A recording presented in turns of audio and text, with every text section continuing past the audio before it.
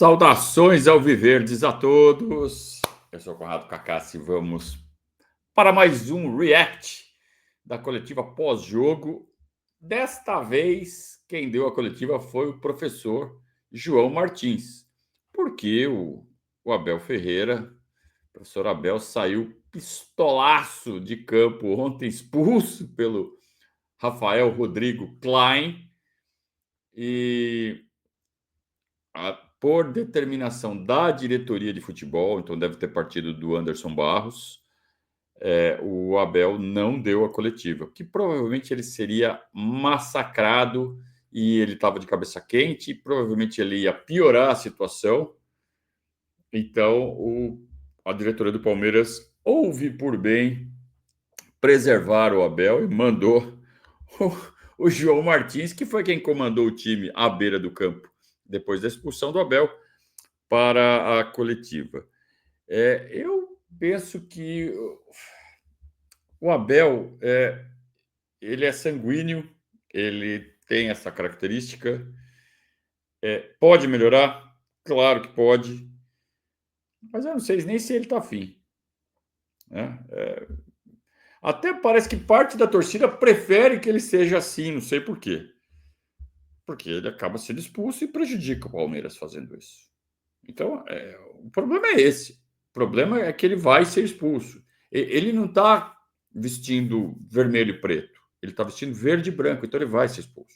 Ele não pode fazer o que ele quiser. Então, dado que ele está no Palmeiras e vai ser expulso, se ele continuar sendo assim, ele precisa controlar esse tipo de comportamento. Pelo bem do Palmeiras, não é ele que fala, não é o Abel que fala. Eu tenho uma tarja no meu escritório, no meu gabinete, né, que ele fala, que eu tenho que fazer o que é melhor para o Palmeiras. Então, pronto. Então, é isso. Por mais que seja legal a gente ver ele dando bica em microfone, saindo pistola, mas no final não é bom para o Palmeiras. Então, eu acho que o Abel precisa, sim, dar um jeito de se equilibrar nesse aspecto. Ele que é tão equilibrado na hora de tomar decisões, na hora de pensar o jogo, na hora de organizar as mexidas. Eu não sei se foi ele ou se foi o João Martins que determinou a mexida do Vitor Roque aos 32 do segundo tempo, ou se isso já estava pré-determinado. Enfim, pelo tempo, que é sempre 32, 33, é sempre nesse minuto. Me parece que já é algo pré-determinado, né? Se tiver empatado, faz isso. Mas, tendo sido pré-determinado ou não, tendo sido decisão do João Martins ou não, ter o Abel à beira do campo é importante para o Palmeiras. O Abel é um dos sustentáculos emocionais do time, mas ele tem que fazer jus a isso. Então, ele tem que se manter com a postura de líder, né? E acho que esses destemperos dele passam um pouco do ponto e não tem o que reclamar, né? Você tem o que reclamar da expulsão? Acho que da expulsão, sim. Ele foi expulso sem ter feito nada que justificasse a expulsão. Mas aí ele tem um destempero daquele, aí fica sem defesa, né, amigo? Inclusive deu um esbarrão no câmera ali, que foi nada, foi um esbarrão. A câmera tá ali, vai levar esbarrão, vai levar bolada, acontece. Mas tá dando margem. Não foi nada demais o que aconteceu, mas dá margem, dá pano para manga. E, de novo, a gente cai naquela. Tá vestido verde e branco, não tá vestido vermelho e preto. Então, tem que ficar esperto.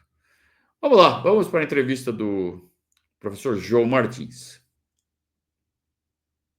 Últimos instantes, e ouvir também sobre esse elenco que tem hoje o Palmeiras, desde a chegada de vocês. Hoje a gente tinha no banco o Rafael Veiga, o Vitor Roque, que entra para decidir também. É o elenco mais nivelado quando a gente olha para o time titular e o que vocês têm à disposição no banco também? Obrigado. Boa noite. Antes de mais, queria começar a dar os parabéns neste dia especial para todas as mães palmeirenses, em nome da Comissão Técnica, dos jogadores, toda a estrutura do Palmeiras. É um dia que é muito especial para principalmente para todas as nossas mães. Falando do jogo, e começando com a última pergunta, sim, nós sabíamos que esta temporada ia ser uma temporada muito, muito, muito desgastante, que precisávamos ter opções para todas as posições, um elenco um pouquinho mais equilibrado em todas as posições. Sabíamos que ia ter, que faz parte deste contexto, ter muitas lesões, e quando se tem algumas lesões temos que ter sempre opções válidas que continuem a manter o nível e a consistência da equipa. E se formos ver dos jogadores todos que estão hoje sentados no banco, ou quase todos eles passaram por problemas físicos já nesta temporada. Murilo, Veiga, Maurícios, o Felipe no início, todos eles já passaram pelos seus problemas.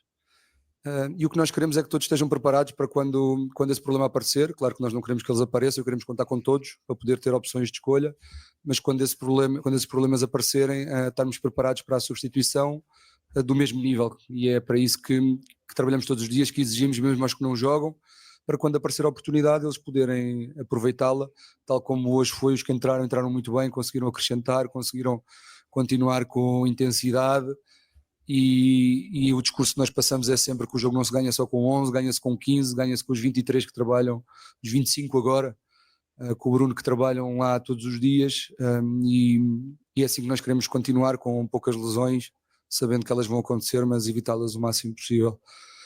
Relativamente aos...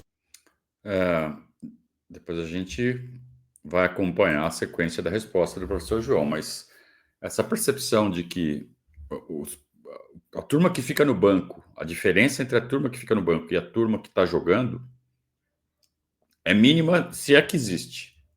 E mais, o Palmeiras já fez isso uma vez, e vocês vão lembrar disso, né? Com o Filipão, em 2018 e também em 2019, né? Tinha o time da Copa e o time do Brasileirão, que eram dois grupos muito bem definidos e que tinha ali um ou outro enxerto por necessidade, né? Se o cara do Brasileirão estava suspenso, aí pegava um da Copa e preenchia ali a lacuna. O Palmeiras está fazendo isso esse ano. Só que os grupos não são tão bem definidos assim. Ele mescla.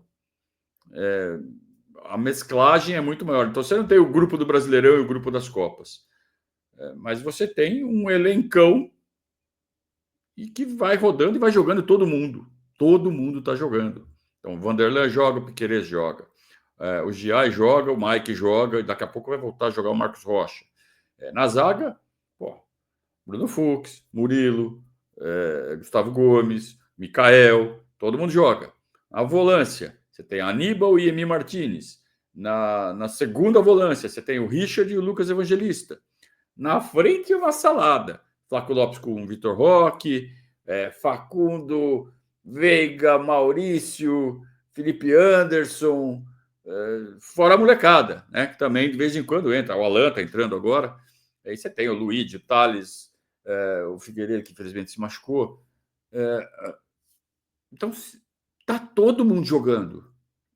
Então, ele mantém todo mundo estimulado, todo mundo está feliz porque está jogando, ninguém está encostado, só o Naves. E todo mundo se sente útil e faz a gestão de energia. Então, é um nível de gestão de grupo muito alto que o Palmeiras atingiu e que foi desenvolvido, o método foi desenvolvido por conta da exigência do calendário, né? Então, eu duvido que eles conseguissem fazer o que eles fazem hoje, eles que eu digo, a comissão técnica, de fazer toda essa organização e balizar a diretoria de futebol, falar assim, eu preciso de um jogador assim, com essa característica, com esse nível para essa posição. Eu duvido que eles conseguissem fazer isso se tivessem acabado de chegar no Brasil. Isso aí vem de experiências acumuladas das temporadas anteriores. Ao jogo, sim, foi uma vitória importante, com um adversário direto, que ainda não tinha perdido este ano, um adversário que é muito difícil fazer golos, apesar de também fazer poucos, mas é muito difícil de fazer golos. Viu-se os últimos dois jogos contra eles, um ficou 0-0, outro 1-0, gol de penalti. se conseguíssemos ter sido um pouquinho mais eficazes no início, nas oportunidades que tivemos, se calhar a história tinha sido outra, mas como diz o nosso treinador, o jogo só acaba quando termina, quando o árbitro apita, e lutamos até ao fim. Infelizmente conseguimos ganhar os 3 pontos hoje. João, boa noite. Gustavo Soler. O jogo só acaba quando termina. Quem falava era o Chacrinha, né? É o programa que acaba quando termina. Eu não sei se eu concordo muito com essa análise, porque se calhar a gente podia ter feito gols antes, mas o São Paulo também teve boas chances. O São Paulo também encaixou ali uns ataques perigosos, né? Aquele cruzamento que o Ferreira chegou no segundo pau cabeceando, aquela bola que o Oscar enfia para o Luciano dentro da área. O próprio Oscar teve uma chance ali frente a frente com o Everton. Aliás, esse lance do Luciano, algumas observações. Primeiro, a ruindade do Luciano, né? Porque era só dominar a bola e fazer o gol. Era só dominar e fazer. Só que eu não sei se ele não estava impedido, não. Aliás, eu vi influenciador são paulino falando: porque se a linha fosse traçada ali no ataque do São Paulo, certeza que ia dar impedimento, uma linha mal traçada.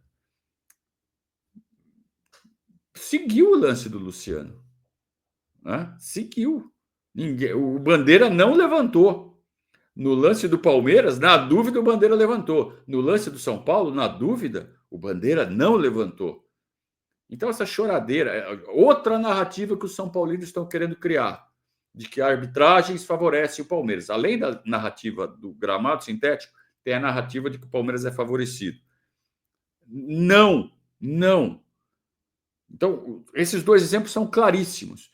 No gol do Palmeiras, o Bandeira levanta. Duvidoso. O Bandeira levanta, e o VAR foi lá e viu. Não, legal. No lance do Luciano, até hoje a gente não sabe, nunca vai saber se estava impedido ou não, porque também foi muito ajustado. Só que o Bandeira deixa seguir. É que o Luciano é grosso, é ruim e não dominou a bola. Se ele domina, ele faz o gol. E na sequência desse lance sai o gol do Palmeiras.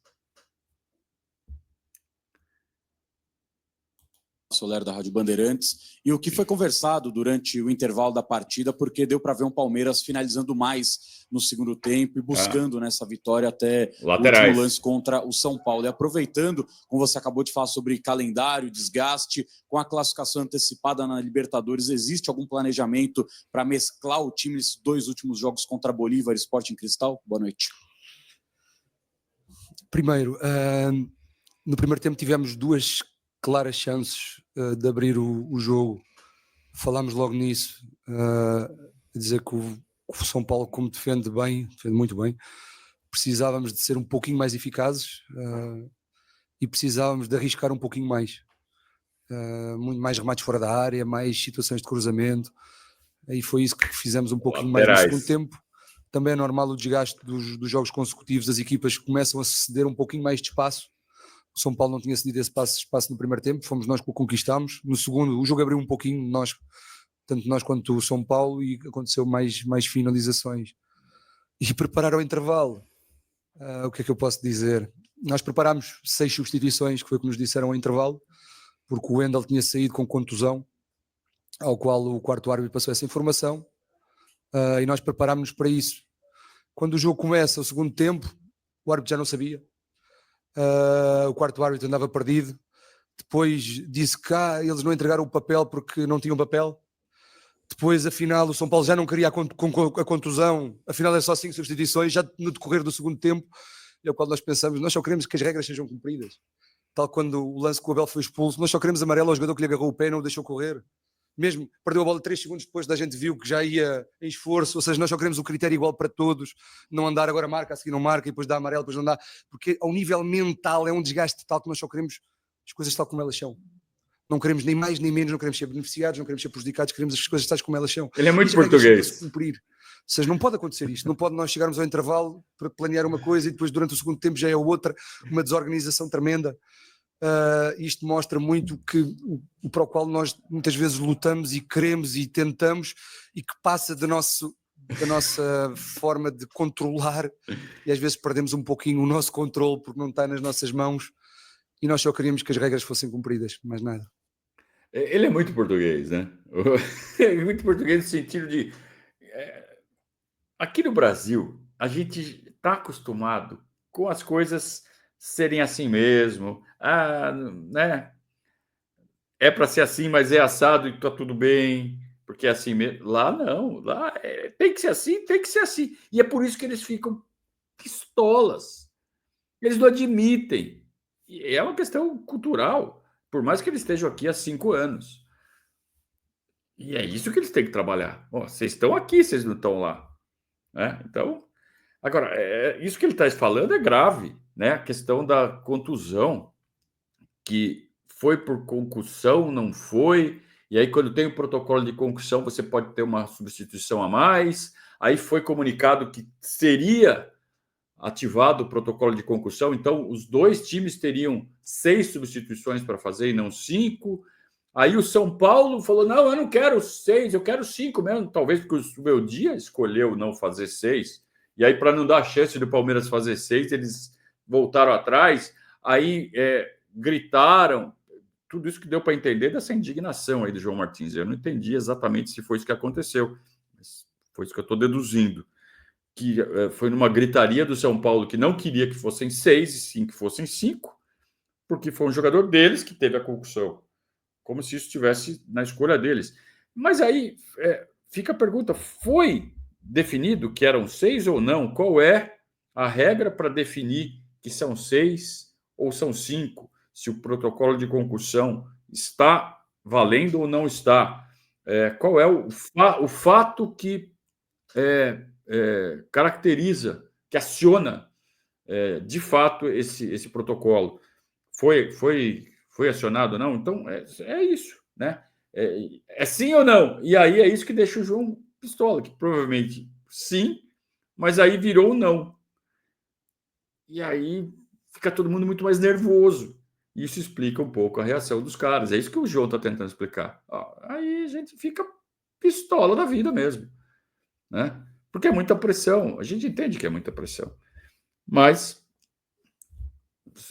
só acontece com eles, porque eles são desse jeito, né? É muito verde no branco. Não tem ali uma zona verde clara. Né? Então, é muito curioso ver essas questões culturais. Eu me divirto, eu acho isso muito legal. E eu admito, cara, eu me alinho muito mais ao que eles pensam do que a maioria dos brasileiros. Que é o certo, cara, é o certo. A gente que tá errado. Mas vamos lá.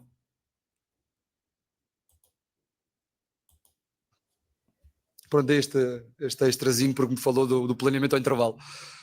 Boa noite, professor Martins. Aqui é o João Quer do Verdazo.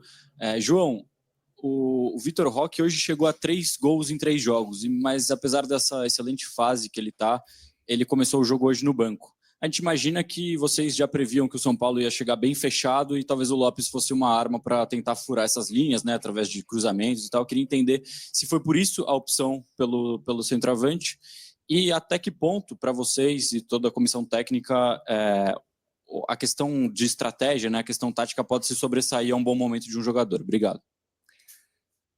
O ter várias opções para muitas posições, ou para todas as posições, tem essa parte boa, que tivemos um jogo muito desgastante no Paraguai com os 2 jogadores da frente, apesar do Vitor ter jogado até ao fim, só podemos fazer 5 substituições, o Estevão acabou no limite. Sabíamos que se começássemos com os 2 poderíamos ter alguns déficits de pressão, de comportamentos, de intensidade, então foi uma decisão estratégica por essa substituição, porque conseguimos ter um plantel equilibrado, um elenco equilibrado, que dá para poder pensar mais, dar mais dores de cabeça ao treinador, porque se só tivéssemos um, tinha que jogar o Vítor, até não conseguir mais. Mas visto que conseguimos ter um elenco muito equilibrado, conseguimos ter estas nuances estratégicas, conseguimos pensar um pouquinho mais no que é que o jogo nos pode dar, no que é que o adversário faz, jogando o Lopes, o que é que nos vai dar, se jogar o Vítor, o que é que nos vai dar. Conseguimos trabalhar um pouquinho isso e foi uma decisão somente técnica, de hoje o Vítor começar no banco de suplentes. Isso vem ao encontro do que a gente já comentou na primeira resposta, né? Como eu vi essa resposta ontem, ao vivo, no nosso pós-jogo, talvez eu tenha ficado com essa resposta na cabeça na hora de eu elaborar o comentário da primeira resposta. É a questão da gestão do elenco, de como está avançada a gestão de elenco do Palmeiras, feita pela comissão técnica. Quem joga, quem não joga, se cai o nível, se não cai o nível, qual usar, em qual situação. Então, além de ter um departamento de análise muito desenvolvido, os caras estudam o adversário à exaustão, entregam um relatório para a comissão técnica para que eles façam um plano de jogo, e aí escolhe-se os jogadores que vão sair jogando, também casando, cruzando as informações com a fisiologia. Então, tudo isso faz com que eles tomem as decisões de maneira muito mais fácil, né? Muito mais suave você escolher, tendo tanta informação que justifique A ou B, a não ser que seja uma situação de equilíbrio extremo, aí para que lá está o vento e tudo bem. Mas é difícil, né? Você sempre tem uma ou outra informação que faz com que você tome a decisão de forma tranquila. Está muito fácil de decidir, vai ser esse, vai ser aquele. Então, e todos se sentem úteis, ninguém se sente injustiçado, menos o Naves. Estou insistindo no Naves, né? Mas é porque essa situação está muito clara e acho que é uma pedrinha ali que eu acho que precisa ser resolvida ali nessa relação. Mas, fechando parênteses, está todo mundo se sentindo útil, todo mundo sendo de fato útil e ninguém se desgastando ao extremo, né? Que é importante também numa temporada tão difícil, tão cruel como está sendo esta. Ô, João, aproveitando essa sua resposta, ao mesmo tempo que você tem muitas opções, né? O Palmeiras hoje tem muitas opções, tem aquela questão de todo mundo querer jogar, né? Um elenco qualificado, vocês ganham qualidade, mas ao mesmo tempo também tem que gerenciar, e a impressão que passa é que tá tudo bem, né? Os jogadores comemorando agora todo mundo junto, quem tá fora... É o que a gente acabou de falar. Tá dentro. Realmente parece um momento muito bom, e o trabalho de vocês também aumentou em relação a isso, justamente porque mais qualidade, jogam 11 só, o trabalho de vocês no staff ficou mais difícil? Não, mais fácil. O jogador, todos eles gostam de jogar. Eu estava aqui a mentir se algum deles gostasse de ficar de fora ou no banco. Todos eles trabalham para jogar, mas todos eles são profissionais. E todos eles sabem, nós conseguimos ter alguma tolerância e sabemos que jogar e não jogar não é igual. Eu podia estar aqui a mentir a dizer que é igual, mas não é igual. E faz parte do nosso trabalho ter essa gestão, como se fosse numa empresa. Vou dar este exemplo: numa empresa, o prémio do melhor funcionário do mês só pode ser a um, e não significa que os outros sejam ruins. E aqui é exatamente igual, só podem jogar 11 e entrar 5, os que ficam de fora e os que não entram e os que estão a treinar no CT hoje de manhã, não significa que sejam ruins. E nós temos que ter essa tolerância, essa exigência, mas sempre com uma coisa, que é o profissionalismo acima de tudo. E claro que dá mais trabalho, ter só 11, entrar 5 era mais fácil. Mas neste contexto aqui não dá para ganhar e não dá para competir de igual forma em todas as competições, que é isso que o Palmeiras nos exige. Está no limite em todas as competições, não dá só com 11 e 5 com o calendário deste ano. Então temos que estar preparados para isto. Os jogadores, é um discurso desde o início da temporada a dizer que este ano vai haver mais oportunidades para todos. Preparem-se todos para trabalhar, todos para agarrar a oportunidade. Quanto menos esperarem, a oportunidade vai surgir. Estejam preparados. E é isso que tem acontecido, e é uma coisa que ajuda isto tudo, que é ganhar, facilita o nosso trabalho enquanto gestores, que o espírito quando se ganha é diferente de quando se perde, é mais fácil de trabalhar. É mais fácil e é aquilo. Ele falou, dá mais trabalho o quê? Pegar esse monte de dado, analisar, cruzar, né? Isso dá o trabalho. A partir do momento que você fez esse trabalho, tomar a decisão é fácil. Esse é o ponto, né? Mas aí entra o espírito que o João mencionou. Está todo mundo se sentindo parte do todo. É o tal do todos somos um, que foi o primeiro lema que o Abel levantou assim que ele pisou no Brasil. Todos somos um. E o jogador, para estar nesse grupo do Palmeiras, ele tem que assimilar esse mantra. Todos somos um. Então não tem beicinho. Não tem nhenhenhé, não estou jogando. né? Porque é assim que começa. Igrejinha, puxar tapete de treinador, e isso não existe no Palmeiras.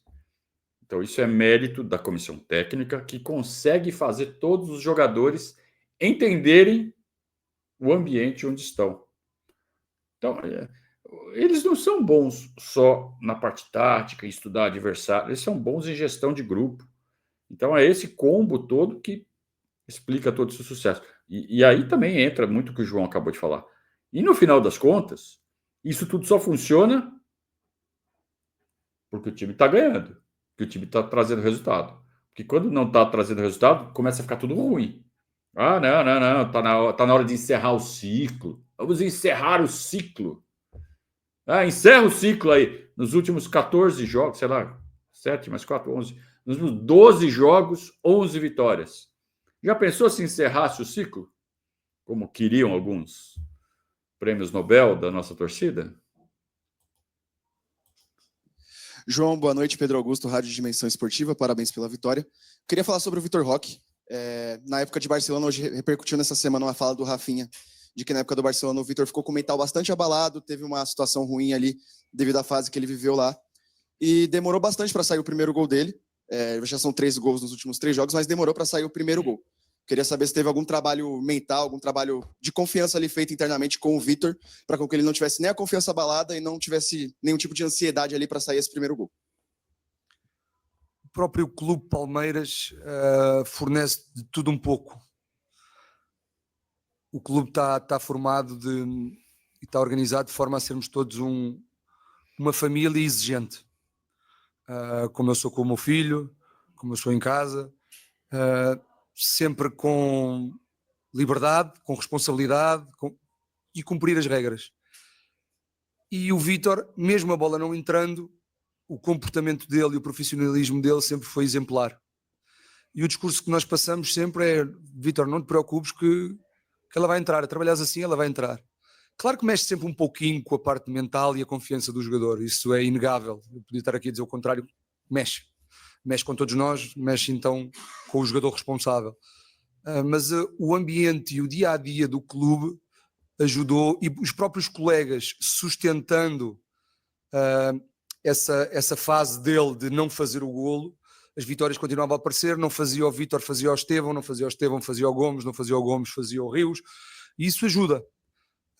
E tudo isto é um trabalho coletivo, o futebol é um desporto coletivo, ninguém ganha sozinho, e no Barcelona, eu vindo de fora, o que acontece é um atleta muito jovem, saiu muito cedo, este apoio nestes clubes grandes é mais lei do mais forte, que ganha o melhor, eu contra ti jogo o melhor, ponto. E faltou se calhar um pouquinho deste apoio e suporte que estes atletas mais jovens, saindo do Brasil, que chegam a estes clubes gigantes, muitos deles precisam um pouquinho mais disso, têm mais dificuldades. E o Vítor passou a dificuldade dele, cresceu muito com isso, de certeza que ficou mais adulto, mais cascudo, e estamos cá agora para recebê-lo. Essa fase já passou, agora é andar para a frente e continuar a trabalhar para fazer mais golos. Olha, o João falou assim, olha, nós aqui no Palmeiras trabalhamos melhor do que no Barcelona. Basicamente ele falou isso, nesse aspecto, e por que não em outros. E ele falou, olha, aqui no Palmeiras ele conseguiu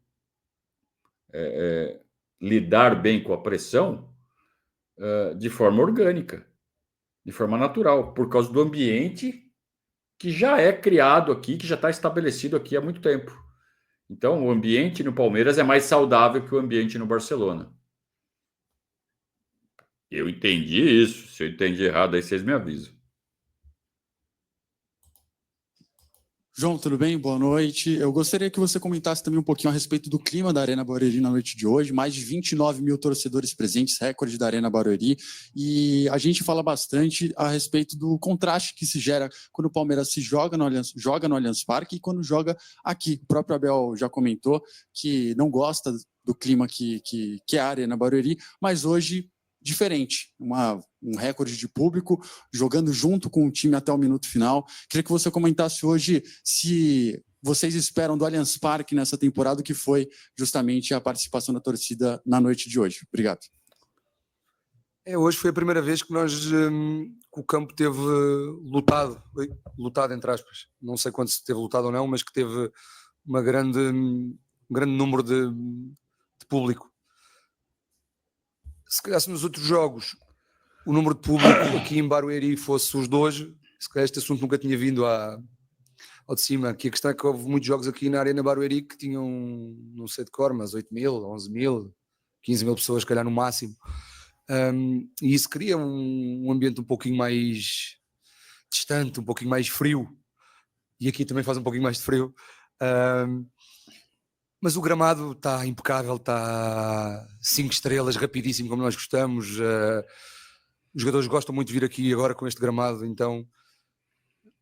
Mas o Allianz é sempre o Allianz, é a nossa casa, é onde nos sentimos 100% em casa, mas sempre que viermos à Arena Barueri, se tivermos este público e este clima, aproximamos-nos muito mais do Allianz e hoje sentiu-se isso. Obrigado. Eu não sei se eu concordo, não. Assim, durante o jogo, eu achei o ambiente ali, aquela ansiedade de querer que o gol saísse logo e o gol não saía. Não teve vaia, esse é o ponto positivo. Não teve vaia, como costuma ter no Allianz Parque, mas não foi esse ambiente festivo, pressão, caldeirão. O que a gente viu no final foi uma explosão, porque tudo que aconteceu, o gol no fim, ainda teve o suspense do VAR, e os jogadores festejando muito o Vitor Roque, porque ele fez a jogada do gol, ele fez a jogada inteira, né? Aí ele solta a bola para o Felipe Anderson bate e ele aproveita o rebote. Então, assim, o fato dos jogadores terem feito a festa em cima do Vitor Roque aumentou a euforia da torcida. E aí foi um negócio absurdo que aconteceu depois que acabou o jogo. A torcida comemorando, os jogadores comemorando. O Denilson não gostou.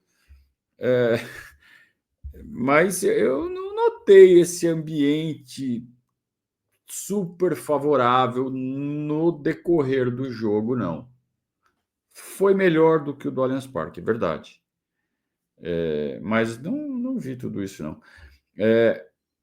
O ingresso estava muito mais barato. Resultado, a renda foi inferior a R$1 milhão.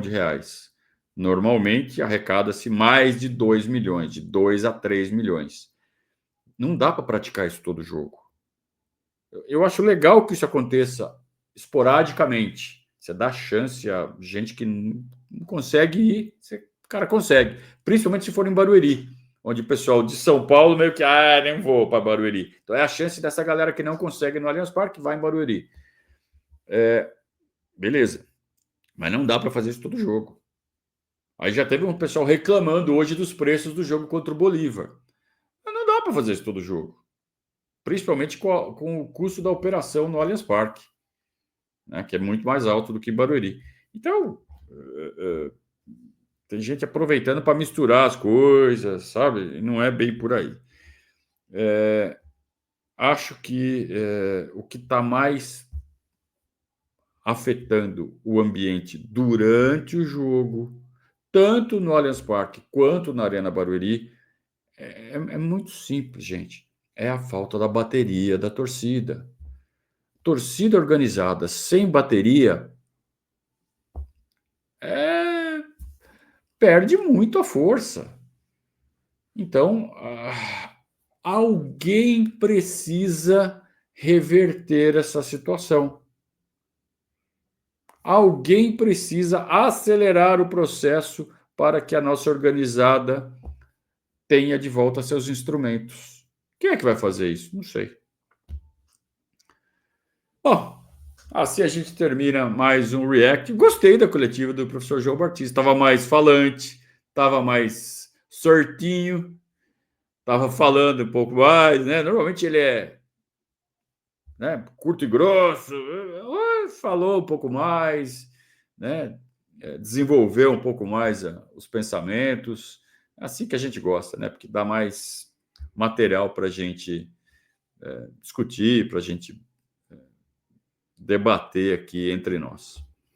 Beleza, turma? Obrigado a todos pela companhia. Lembrando que hoje, segunda-feira, 20 horas, Verdazo ao vivo. A gente vai falar muito sobre o clássico, sobre, né, mais desdobramentos do que aconteceu, e também do seu Denilson, que disse que a torcida comemorou demais, os jogadores comemoraram demais. Que isso, não é para comemorar desse jeito. Tá bom, Denilson. A gente conversa à noite, tá? Valeu, um grande abraço a todos e saudações ao Viverdes.